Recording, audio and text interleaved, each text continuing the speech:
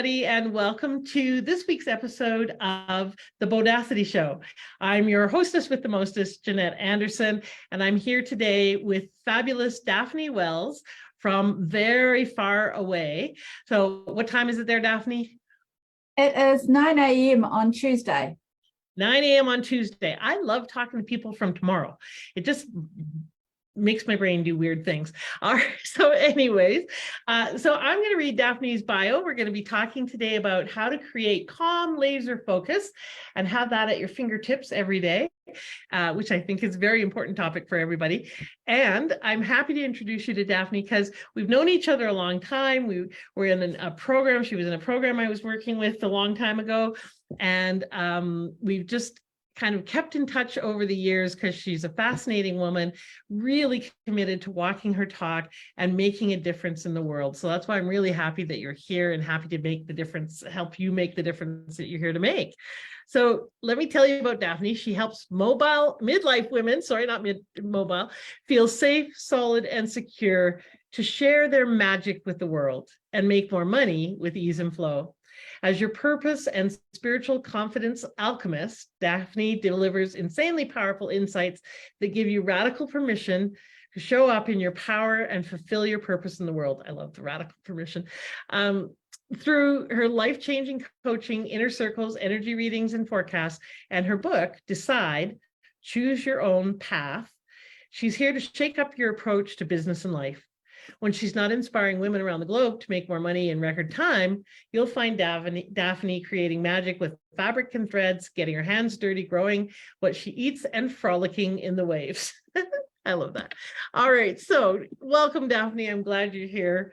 Tell everybody where you are first. Tell them who I am? No, where you are. Where I am. So I'm in Otago, New Zealand, which is in the South Island. I'm frolicking in the waves periodically, actually, depending on the weather and the tide, because I live about 3 minutes walk from the beach. Oh, lovely. So lovely. Yeah, it's minus 18 Celsius here today with snow piled up on my truck. So I have wave frolicking envy. So tell me about your why. That was the introduction, the formal introduction. So first, tell us something we wouldn't guess about you. What's something that's not on your website and people just wouldn't know or guess if they looked at you? People wouldn't know or guess looking at me, and it's not all on my website, the broad range of experience I have in different industries. Oh. So I started off working in shipping logistics as the first woman to work in shipping logistics in New Zealand. So I've kind of been disrupting things forever. Yes, awesome. I like that. So you're a professional disruptor. That's my favorite kind of woman. All right. And tell us why you do the work you do. Why do you care about helping women make money? Well, because I come from a background of wanting to disrupt and change things and yet being hamstrung and feeling like I needed to try and fit in to belong. And I've learned that that's actually a fallacy and not true. However, I did spend a lot of years doing that and ended up in a deep, dark hole in a marriage that I needed to claw my way out of. And because I couldn't find help that helped me in the way that I found helpful back then, this is, over 2 decades ago. So we're talking pre-internet, small town New Zealand, and I made this commitment to myself that when I found my way out, I was going to help other women find their way out and or not get there in the first place, which for me is about them creating a life that they want for them and their children, so that they're not trying to fit in, so that they're living life their way. So it's a pretty big why. Yeah, exactly. Well, and I, many of us have a why that comes out of our experience. I think it's, formed when we're young, but then we live into that wound or that experience over and over, and until we finally kind of get it and work through to the other side, so that we can then support others in working through to the other side for themselves too. So tell me about you mentioned about wanting to really support women in making money and breaking through in our sales kind of restrictions, and we have these saboteurs that you talk about. So tell me about the saboteurs. Okay, so in our brain, we have a positive sage wise part of our brain, and we have a negative side of our brain, which is our fight, flight, and freeze response, right? That I have to watch that snake, I have to watch that poisonous spider, I have to look out for the negative. And we have been conditioned through eons to respond negatively more often than positively. And we actually have, and they've done heaps and heaps of research on this. So this is not my original work, obviously, because I don't know that kind of stuff to that level. However, I'm now thrilled to work with it. We have in that negative side of our brain, they've identified a gang of 10 saboteurs led by the judge. So when we identify which of those saboteurs is actually pushing our buttons, we can then remove that blame, shame, and guilt from, oh, I'm sabotaging myself, I've done it wrong again, I'm no good. And I love that part about it. And also in our brain, we have, so our brain's a muscle, as we know, right? We have the negative side, we have the positive side. In the middle, we have a self-command muscle. So we can train that. And that's where the power at your fingertips comes in. So when you identify which saboteur it is, you can say, Judge, that's you trying to slit my throat again and take my feet out from under my legs and trip me up, right? And you can just be quiet and go over there, right? And then I'm not wrong. Okay. That for me has been very huge. So understanding it's not us, it's a component of us or an aspect of us that is expressing or getting in the way or trying to undermine us, and not being attached to that's me and that's the way it is. That's just something that's going on, and we don't have to hold it as true. We don't have to hold it as true. We don't have to hold it that we are wrong. You see, out of that gang of 10, the judge is always the ringleader. He's like the circus master. And then we have the others, and we don't have all of them. We have some of them in varying degrees, and we've built those up through childhood as that self-protection mechanism that we do in amongst our growing up. Right.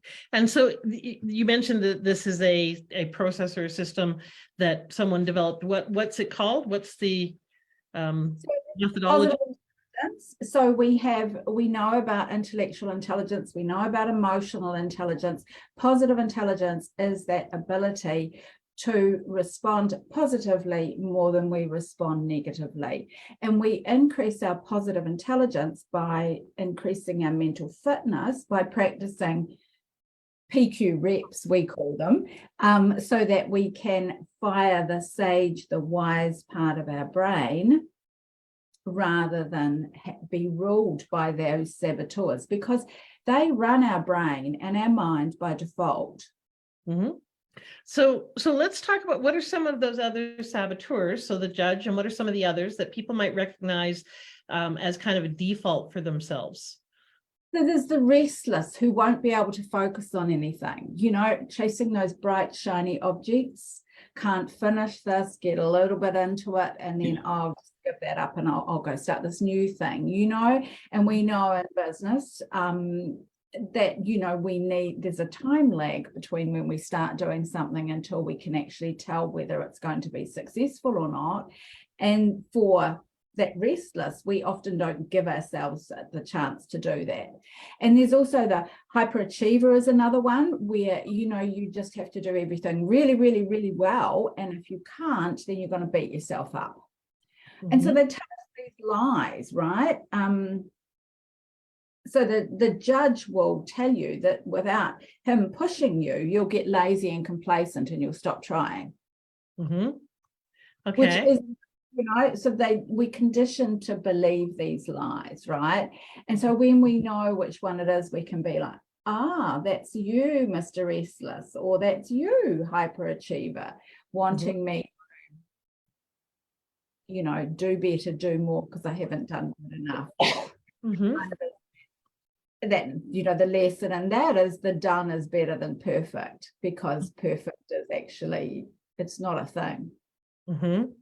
So, okay, done is better than perfect is one of the kind of remedies for the hyperachiever.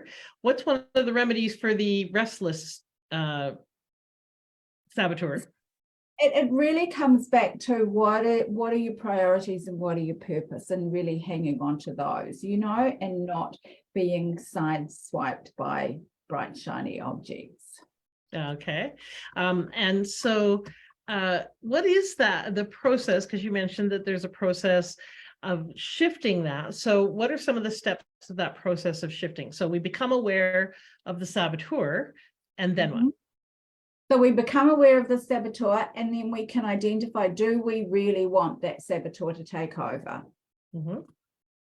And we can shift our brain and train it to fight, to switch and identify it. Because it's like if you're holding your hand on a hot stove, how long do you keep it there?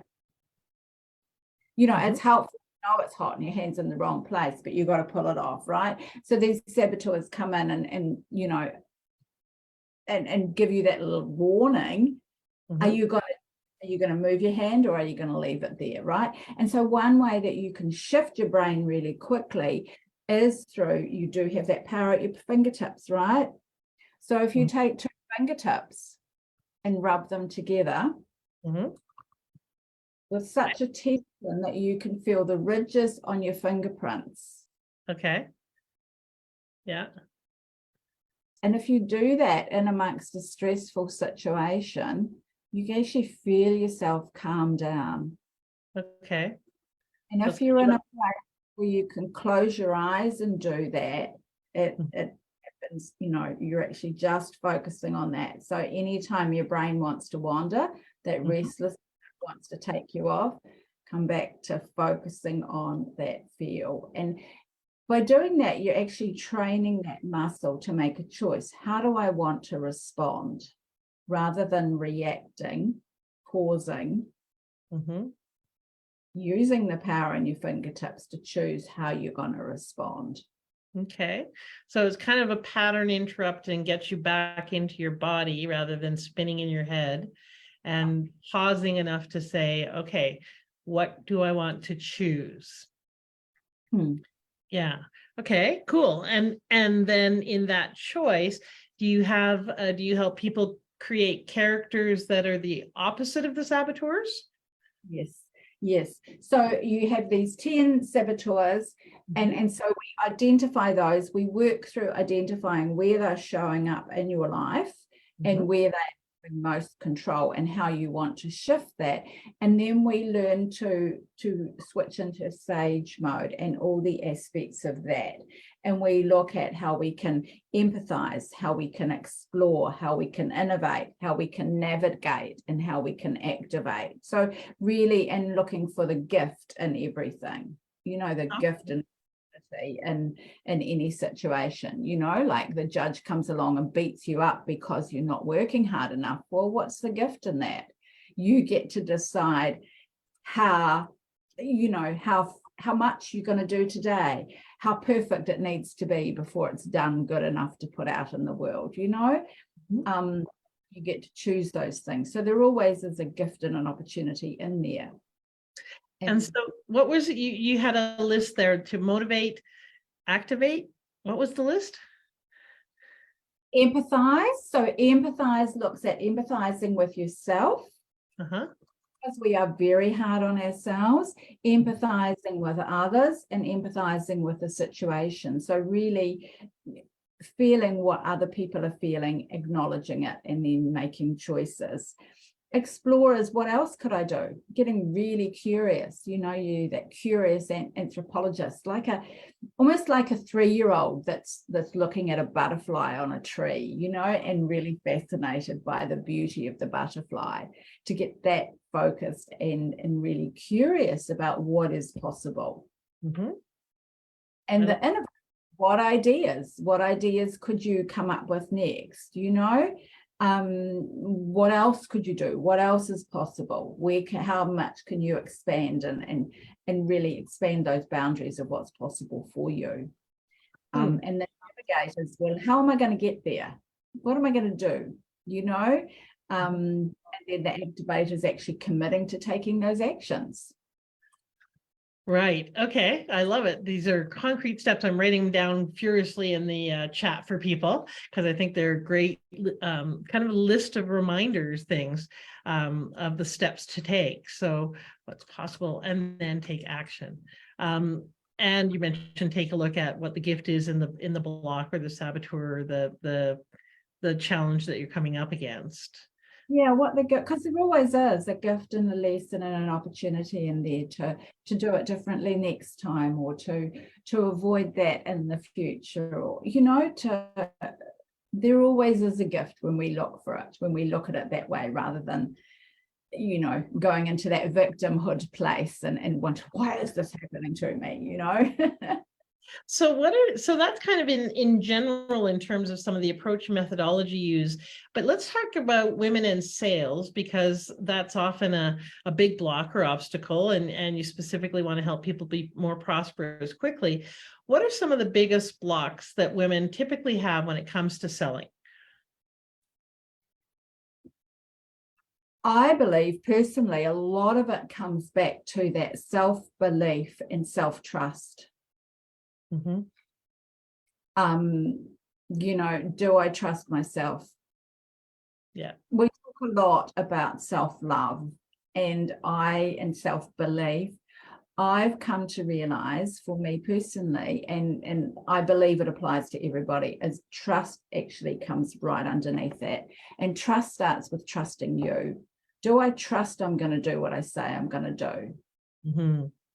Do Right. I trust myself to look after me? Because if I don't trust myself, I don't have confidence. I don't believe in myself. For me, trust and confidence and self-love go hand in hand, and they're like building stones on a stone stack. Right. And don't keep your promises to yourself, you've effectively knocked down your whole stack of stones, or you've taken some off it. And we know that it takes a long time to build trust, and second, destroy it. So for me, that is a really big block. Okay. To say.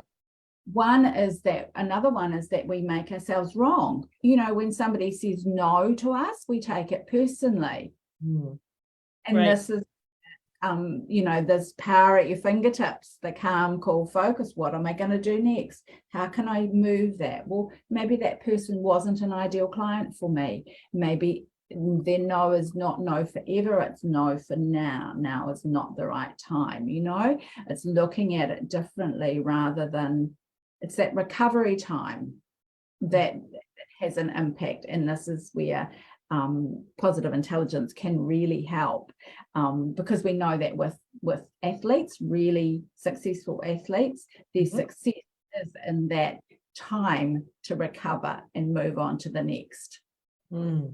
Right, that makes sense. Okay, and so don't have trust in ourselves, make ourselves wrong quite often, or take it personally. Anything else?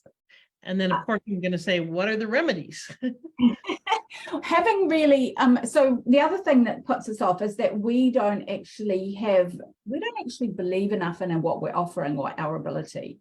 So it comes back again to that self, do I believe that what I'm offering is actually going to help this person? Yeah, the value of what we offer, or the value of what we provide. Well, the value of us in providing it too. Right. Okay, and so what are the remedies for those blocks? So we don't have strong trust in ourselves. What's the remedy or the approach if you were working with someone that was the case for? What do you work with them on? So trust builds with evidence. So what evidence have you got that you have done what you said you were going to do in the past, and how can you add more evidence to that? Okay. How can you acknowledge all the times that you tell yourself you're going to sit down and drink your coffee rather than drinking it at the bench while you're prepping food for dinner or whatever. It's taking, how can you trust yourself to look after yourself and take care of you? And when you trust yourself for those small things, you build that trust, you build that self-belief. So it actually starts with that for me. Really, how can you acknowledge yourself? Baby steps is all it takes, because the more of those that you build, the stronger base of trust you get in yourself. Okay. Yeah. All right, good. And making ourselves wrong. What would you, if you've got someone who really takes no personally and makes it about them and that they're wrong or bad or not enough or whatever, how do you support your clients with that? So really looking at that, is that true? Is that actually true that it's you they said no to and that you're wrong that they said no to you? Or is it just that it's not the right time for them? Or were they actually someone that you want to work with? Perhaps it's a blessing in disguise that they have said no to you. Okay. Yeah. So is it about you? And is it actually an issue? Yes. Could actually be a blessing. Well, it could. And we know that, sales, if you look at it from a purely business objective basis, is a numbers game. So the way to look at that is, well, every no gets you closer to a yes, and how can you filter people out so that you're having less of those conversations that become no's? Yes. Yeah. And I think that's a really important point, Daphne. A lot of women get discouraged really quickly and they don't keep track of the fact that it is a numbers game, and that actually a really good close ratio, especially if you're starting out, is like 10 or 20%. You can get it up to 30 or 40% maybe if you're really good at sales and you're really confident in your value that you provide and in what you're doing. But really, that means that 1 out of 10 people that you have a sales conversation with is going to say yes, or 2 people, right? Which means that you have to have a lot of sales conversations to get clients. And I think in my experience, when I ask women, how many people have you talked to? How many people have you had a sales conversation with? Because women talk to people all the time, but they don't actually have the courage to say, would you like to work with me? Here's what I can do for you. So it really is important to recognize that it's a numbers thing too, to get over this whole, oh, well, one person said no, so I should just quit now. Yeah.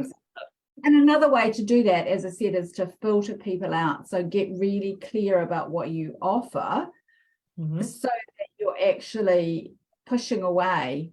So the people who are not people you would want to work with don't actually come on a sales call with you. So they all select. It's like when we get those unsubscribes from our list, yes, that means they're not an ideal person for me. They've self-selected out. Yeah, exactly. All right. And then the third one, we don't believe enough in our ability and the value of what we provide. Well, how do you work with your clients on that? Getting really clear on the results that clients get working with them and what their offer actually is, what it actually provides. So really drilling down into that and being really clear on the results that people get when they work with you is really important. And knowing that you do have a track record, how have you helped people with that in the past? And it may not be in that exact same offering. There will be components of that you've worked with people on in the past in different capacities. And how can you transfer those skills? Because we as women don't acknowledge all those skills that we have that are transferable. Well, and I think for me, this is one of the things that I really had to learn for myself, and I've seen in many of my clients, is what we market is not necessarily what we deliver. And so in many cases, I focus on helping people get their next 10, tens or hundreds of clients. But what they actually value, when I look at the feedback that people give me, it's not the breakthroughs financially that they value the most, it's their personal breakthroughs. What they value from the programs is that they're more confident, that they feel like they really get themselves, that they get their value. Those for them are the wins. And so I get feedback on all that all the time. And I kept looking to the other results and going, yeah, but they didn't move as much as I would have liked them to, or they got clients, but they only got 2. And I would have judgments about that. But this was the win for them. And so really acknowledging what they value, not what we think they value or should value, right? So that I think is really important too. And to look at that objectively and say, okay, this is what they value. This is the results they're getting, rather than looking at what we perceive as a gap or missing or whatever. And like you said, you have a record of helping people with various things, because when a lot of people are starting out, they may not have a body of work to point to say, here's the tangible results I've got. But they do have a history of helping people and getting results in various areas, so they can look at that, right? So what is some of the biggest things that you have seen that have made a difference for the people you've worked with, the clients that you've had, or people that you've seen, in terms of making those powerful shifts? What are some of the biggest supports that have helped people shift? One of the biggest things, first thing that popped into my mind when you asked that, was really helping women identify who they are. Because I'm also a numerologist, for me, that goes back to identifying their energetic DNA. And really, once you have an energy reading with me, you know, a freedom code reading, it's like I watch women kind of be like, you know, I get it. It's like there's no second guessing it, because it's calculated just from your date of birth. You don't answer questions.